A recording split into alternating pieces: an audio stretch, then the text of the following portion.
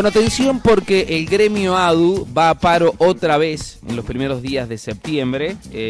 Ya obviamente se cierra el mes de agosto y nos empezamos a meter en lo que pasa en septiembre. Y bueno, atención principalmente los estudiantes porque serán unos días sin clases. En línea está con nosotros Diego Costa, secretario general de ADU San Luis.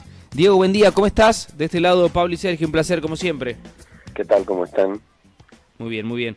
Bueno, Diego, con respecto a este paro que vuelve a solicitar ADU, ¿cuáles son los motivos en esta oportunidad?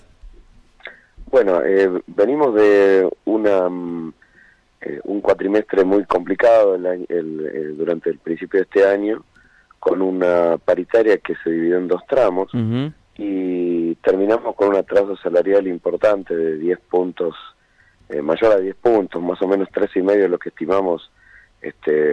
Falta conocer el índice inflacionario del mes de agosto, pero después de esta paritaria que se dividió en dos partes, esperábamos que en el segundo tramo poder recuperar lo perdido en este primer segmento, y reclamamos la reapertura de la paritaria que se dio hace poquitos días, después de ciertas dilaciones del gobierno, y en la primera reunión que se hace, donde esta paritaria se abre, inmediatamente quedó cerrada porque el resto de las representaciones gremiales asistió a esa reunión y aceptó la oferta que planteó el gobierno, que nos va a dejar mucho más atrás de la inflación, va a dejar los sueldos muy atrasados respecto a la inflación, más aún considerando lo que veníamos ya teniendo como atraso en el cuatrimestre pasado. Finalmente el gobierno otorgó un 21% dividido en 3 cuotas, que sumado al 41% del primer tramo, termina dando un aumento salarial del 62% para este año. La inflación prevista, según el Banco Central de la República Argentina, en el relevamiento de expectativa de mercado es del 89,5%. Por lo tanto, entre ese 89,5% y el 62%, vamos a terminar con 27,5 puntos de atraso. Así que bueno, en función de esto, nuestra federación decidió rechazar esta oferta salarial y dar inicio a un plan de medidas de acción reclamando una corrección que impida que nuestros sueldos vuelvan a terminar por detrás de la inflación, como pasó en el primer tramo, en este caso con índices todavía más desfasados, y además también rechazar la distorsión que se va a dar a nuestra escala de salario, a nuestro nomenclador, porque se han incorporado sumas fijas para las categorías más bajas de una manera realmente extraña, que hace que termine habiendo sueldos de categorías inferiores que superan a los sueldos intermedios. Así que bueno, tenemos una situación muy compleja desde el punto de vista salarial, en un marco de ajuste general con los anuncios del ministro de Economía, y a esto el Ministerio de Educación le suma esta paritaria que se abrió, se cerró, y nos dejó con una situación bastante compleja en torno al salario, y que recién en octubre va a tener una corrección. No sabemos digamos cuál va a ser la situación que se dé en octubre. Hay una instancia de revisión que puede resultar en una corrección general que resuelva el problema o nada, digamos, porque no es ni siquiera una cláusula gatillo. Por lo tanto, bueno, la situación es complicada, y en función de esto nuestra federación, por mandato de todas las asociaciones de base que le integran, resolvió esta medida de 48 horas para esta semana. Diego, esto es por ahí más que todo una opinión personal, teniendo en cuenta que por allí cuando se hacen los análisis de, por ejemplo, el costo de vida que se tiene en cuenta para la hora de medir la inflación, por allí entiendo que las realidades, por ejemplo, que se toman son más que nada la del ámbito porteño, y la realidad y el costo de vida es más alto a nivel porteño que a nivel, por ejemplo, en la provincia de San Luis. Teniendo en cuenta estos puntos, ¿ese aspecto entra en una negociación o también, así como, por ejemplo, cuando pasa en otro tipo de negociaciones, solo se tiene en cuenta lo que pasa en Buenos Aires para sentarse a negociar? Se toman como referencia los índices del INDEC, pero siempre también en los análisis se consideran otras situaciones, en particular los índices del IPC de la Dirección Provincial de Estadística y Censo de San Luis. Siempre fue un índice de referencia importante, inclusive en la época donde estuvo intervenido el INDEC, prácticamente el único índice válido tomado por las organizaciones sindicales, por nuestra CTA, por nosotros mismos en los análisis que hacíamos era el índice de San Luis.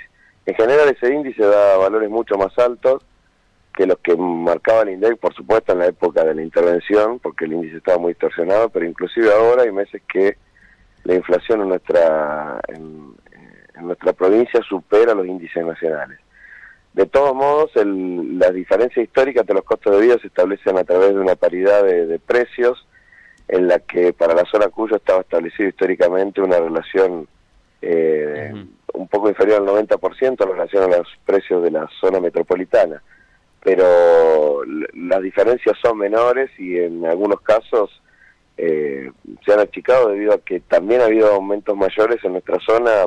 Probablemente esto tenga que ver con la cuestión del dinamismo de la economía en los diferentes lugares, pero digamos, todo esto se tiene en cuenta. De todos modos, los salarios nacionales son un promedio. Hay zonas que inclusive tienen costos, digamos, la zona Cuyo no es de las más económicas, digamos, comparado con otras zonas, por ejemplo el NEA y el NOA, pero bueno, se tienen en cuenta valores promedio y inclusive hay distorsiones importantes, por ejemplo, para la zona patagónica donde se debe pagar zona, este pago de la zona está distorsionado por la instrumentación de una garantía salarial, que es un valor mínimo por debajo del cual nadie debería cobrar, y en el caso de la zona patagónica no se tiene en cuenta una garantía salarial en la que se aplique esta bonificación por zona, por lo tanto prácticamente todo el mundo termina cobrando lo mismo, aunque los precios en esa zona inclusive son mucho más altos que los precios en la zona metropolitana del nuestro.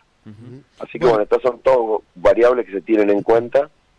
De todos modos, los atrasos son tan importantes que estamos hablando hoy de sueldos que van a terminar tan atrasados. Nosotros hicimos el cálculo del salario, que digamos la diferencia entre el salario que vamos a cobrar mes a mes y el salario que cobraríamos si hubiera seguido los índices inflacionarios, como si hubiera tenido una cláusula de gatillo mensual.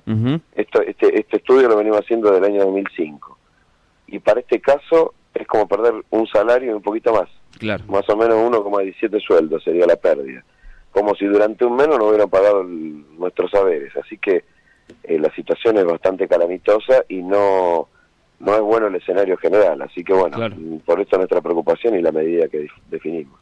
Muy bien. Bueno, entonces repasamos, Diego, la medida de fuerza para esta semana. ¿Cuántos días? Son 48 horas, el 1 y 2 de septiembre, o sea, jueves y viernes.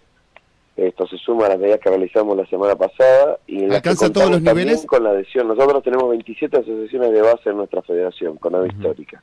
Sí. Y contamos con la adhesión de otras 13 asociaciones de CONADO, una de las federaciones que sí firmó el acta paritaria, pero donde una parte de sus entidades, alguna muy importante, como la Rosario, que es la más grande de esa federación, Mar del Plata y Córdoba y otros lugares que nos acompañaron en el paro, algunas haciendo paro, 7 de ellas hicieron paro con nosotros y otras 6 nos acompañaron con medida de difusión. Así que vamos a profundizar esta articulación con esas entidades, demostrando que la inmensa mayoría de la docencia del país rechaza este acuerdo salarial, acuerdo entre comillas, que han firmado una parte de las representaciones sindicales. Diego, teniendo en cuenta que otro de los gremios con mayor representatividad, como por ejemplo CIDIU, dice que no va a adherir al paro porque consideran de que no están en una pérdida. ¿Qué opinión te merece? Teniendo en cuenta que son los dos gremios más representantes o con mayor representatividad acá de la provincia. Por un lado, 89,5 menos 62 da 27,5. Eso es un desfasaje innegable. No sé, por lo menos haciendo los números fáciles, simplemente se llega a esa conclusión. El atraso, después si uno quisiera hacer la comparación, es más dramático. Esto de perder un sueldo y pico, la verdad que es bastante dramático. Así que me parece que ese punto no tiene discusión. Uno puede valorar cualquier cosa, pero los perdón, Diego, la última parte no te escuchamos. ¿Nos podés repetir, por favor? Que vamos a tener un atraso innegable. 89,5 menos 62 da 27,5 para ADU, para cualquiera que lo calcule. Así que Diego, que es injustificable. Bien. Los últimos aumentos fueron julio, agosto y diciembre, ¿no? Claro, en el primer tramo terminaron con aumentos en el mes de julio, ahora se agrega un aumento en agosto. Sí. otra en septiembre y otra en diciembre. La revisión en octubre y en noviembre sin aumento por el momento. Bien. Para una paritaria que termina sumando con estas 3 cuotas de agosto, septiembre y diciembre, 21% más al otorgado al principio. Bien, bien, bien. Gracias, Diego. Hasta la próxima. Hasta luego, muchas Chau, chau. gracias por el Gracias, espacio. abrazo. Diego Costa, secretario general de ADU en San Luis. Bueno, atención los pibes y las pibas porque tendrán otros días sin clase. Después, Todos los niveles. sí. Como siempre. Como siempre. Como siempre. A la mixta, el nivel inicial. Como siempre, el pato lo paga el alumnado. Después se ajusta a los pibes porque hay que completar con las clases, ¿no? Pero mientras tanto, nada.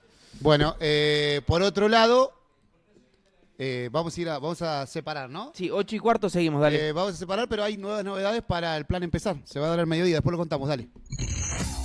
24 horas de información.